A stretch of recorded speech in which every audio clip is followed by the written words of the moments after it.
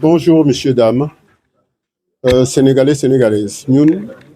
On va le traduire en français tout simplement pour que tout le peuple puisse écouter et entendre ce qu'on a à dire. C'est des revendications qui nous permettent de dire l'injustice qui existe dans ce pays. Oui, je pense qu'on part de très loin et on veut arriver dans un bout social adapté à notre vie. Moi, vie de courage, de sincérité et d'abondance pour le peuple sénégalais. La situation est compliquée pour la famille Ndoye. Je pense trop compliquée. Parce qu'à l'époque, mon père, quand il est décédé, il nous a laissé cette maison dont il avait hypothéqué cette maison en bon uniforme, signé des bails avec les banques. Donc, entre-temps, la SNR a été créée par Abdou Diouf. Donc, il a regroupé toutes les dettes créanciers de nos comptes. Alors, à l'heure actuelle, nous, on cotisait. Et puis, quand il est décédé, on a vu, au bout de 6 mois, on a reçu des courriers comme quoi mon père avait hypothéqué la maison. Donc, on est rentré en négociation avec eux. Donc, il avait une société qui s'appelait Sénèque. Et c'est Sénèque qui portait et qui faisait les paiements. Donc, avec 60 000, comme il a expliqué mon jeune frère, et 100 000 francs pour pouvoir éponger la dette. Mais ce qui est étonnant, c'est que au bout de 6 mois, la SNR s'est attribué cette hypothèque dans cette maison-là. Comme quoi, ça leur appartient, cette hypothèque. C'est pas normal, je sais pas. Mais il a racheté à 11 millions adjugés de leur part. Pour l'État qui fait ça, moi, je suis un peu étonné. Après, moi, je ne faisais pas partie parce que je n'étais pas là. Mais mes jeunes frères, ils ont fait la prison. Pourquoi? 11 jours. Ils ont été arrêtés 11 jours. Donc, il y avait 6 frères et une sœur. La sœur était à, comment ça s'appelle? Camp pénal. Toute seule. Vous voyez l'injustice qu'il y a. Mais bon, c'est pas trop grave parce que c'est pour une bonne cause. Parce qu'on s'est battu, on a fait la prison pour une bonne cause. C'est l'héritage de notre père. Et ce qui est injuste, c'est que depuis lors, on payait jusqu'à 2020, 21. Vous vous rendez compte? Et la SNR moi, j'ai rien contre celui qui l'a acheté. Hein. Il a acheté en bon uniforme.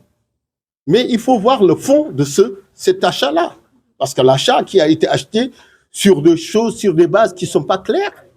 Comment peux-tu acheter un terrain, vendre un terrain du moins, R+2 à 43 millions, je ne sais pas, quelque chose comme ça, et en plus, vous encaissez jusqu'à 2021. C'est que dire le fond de problème, le fond de dossier, il n'a pas été révisé. Parce que quand tu vends une maison, dans les héritiers, est-ce qu'il payait, est-ce qu'il ne payait pas, tu regroupes tout ce dossier pour juger si tu dois le vendre. C'est pas normal, c'est pas normal. Moi, je crie au secours parce que si le président Diomaye et Sonko sont là, c'est parce qu'il y a des causes. Les causes, c'est que l'injustice était énorme dans ce pays. Et quand il est là, on a une bonne espoir que la société se remet devant. Marché droit. C'est ça notre objectif à l'heure actuelle. Hein. Mais c'est que si on se bat pour cette maison-là, c'est pas pour la maison tout simplement. Parce que chacun peut avoir sa propriété tout seul. C'est ce qu'on demande. Mais c'est une maison familiale dont il y a nos traditions qui sont là-bas. Et c'est une patrimoine. Et si vous allez aux États-Unis, il y a des maisons, personne ne le vend parce que c'est une patrimoine. En France, c'est pareil. Il y a des maisons où, en fait, eux, ils mettent de l'argent pour qu'on l'entretienne. Nous, ça, les bouts. C'est ça notre tradition. Il faut le garder pour préserver, pour que nos enfants, nos petits-enfants, nos arrière-petits-enfants vont vivre dans ce... Et puis, il faut se rappeler comme quoi Dakar, c'est une presqu'île. C'est une presqu'île. Et on est protégé par nos rap, je pense. Oui, Mme Koumba Mme Diaré, c'est eux qui nous protègent. Mais allez-y à machin là, tu vas voir les inondations qui sont dans les pays là, dans les presqu'îles. Mais nous, on est protégés par ça. Alors, si on sacrifie tous ces bénéfices qu'on a, mais attends, réveillons-nous. Alors, vous avez amené le dossier en justice. Où en êtes-vous? Ben oui, on doit passer le 22. Et le gars, il a agi au mauvais moment parce qu'il ne fallait pas faire ça. Il fallait attendre. Il fallait attendre le temps que le jugement se fasse.